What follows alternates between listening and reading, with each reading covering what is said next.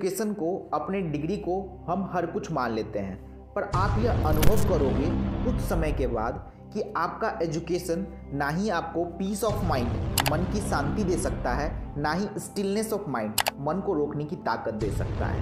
मन को रोकने की ताकत आपको आईक्यू नहीं देता है, बल्कि ईक्यू एंड एसक्यू देता है। हम लोग जानेंगे ईक्यू एंड एसक्यू होता क्या है और आप ईक्यू एंड एसक्यू से स्ट्रांग कैसे बन सकते हो। आईक्यू से आप अपनी अच्छे से डिग्री हासिल कर सकते हो और डिग्री हासिल करने के बाद आप मनी एंड रॉयल्टी दोनों हासिल कर सकते हो, पर आप वह चीज़ नहीं खरीद सकते अपनी आईक्यू से, वह है काइंडनेस, दया, प्योरिटी, लव और ट्रू रिलेशनशिप। एक अच्छा रिलेशनशिप, गुड संस्कार, एक अच्छा संस्कार, गुड स्लीप, एक अच्छी नींद।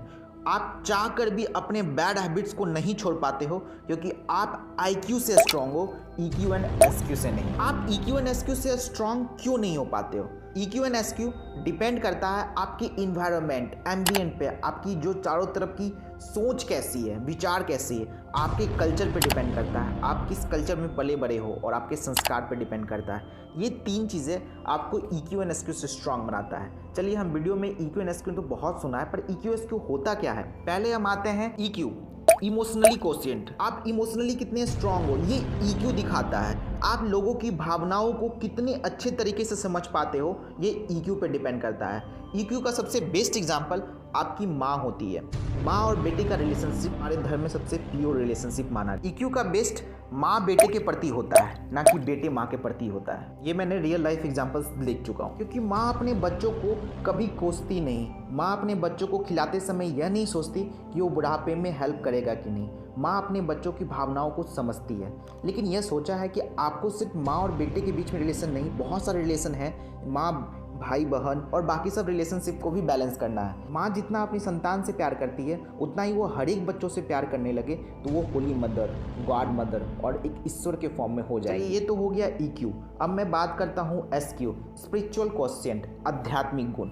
आप बोलोगे मुझे थोड़ी ना साधु बनना है, इसकी क्या ज़रूरत, मुझे एसक्यू से स्ट्रांग नहीं बनना, मुझे साधु नहीं बनना। एसक्यू की ज़रूरत उतना ही है जितना आपको सांस लेने की ज़रूरत है। आप जब सब कुछ भूल कर ईश्वर की प्रार्थना करते हो, सच्ची प्रार्थना करते हो मॉर्निंग में, तो वो एसक्यू में आता है।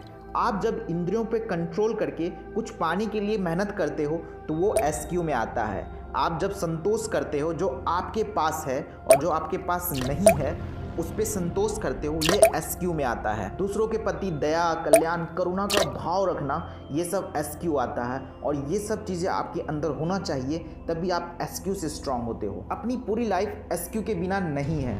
हम हिंदू धर्म में अतिथियों को देवो भव मानते हैं। मुझे याद है कि बचपन में जब हमारे यहाँ कोई अतिथि आता था, जब माँ उनके लिए खाना परोसती थी, हम बच्चे लोग खाना को ठंडा करने के लिए हाथ के पंखों से ठंडा करते थे। यह सब कार्य, यह सब काम हमें एसक्यू और ईक्यू से स्ट्रांग बनाता है। यह सभी चीज़ें हमें एसक्यू और ईक्यू से स्ट्रांग बनाता है। आजकल के कुछ बच्चे उसको फेमिनिज्म और रेस्ट्रिक्शंस का नाम देते हैं। हमारी हिंदू कल्चर, वर्शिप, पूजा पाठ का चीज़ें, जो मॉर्निंग वेकअप का चीज़ें हैं, बड़ों बुजुर्गों को प्रणाम करना, यह सभी चीज़ें आज जब 30 या 35 के बाद होगे, जब आपका माइंड पूरी तरह ग्रो कर चुका होगा, फिर आपको मालूम चलेगा कि हिंदू कल्चर्स और बाकी चीज़ें जो बचपन में आपको संस्कार सिखाए गए हैं, वो कितने आपकी इंपॉर्टेंस रोल प्ले करते हैं। आप पैसे कमा लोगे, आप आईक्यू से पैसे तो कमा लोगे, पर माइंड की पीस, मन की शांति और माइंड की स्टिलनेस, मन की स्थिरता को कैसे रोक पाओगे? फिर से यह सब आपको एसक्यू और ईक्यू पे डिपेंड करता है।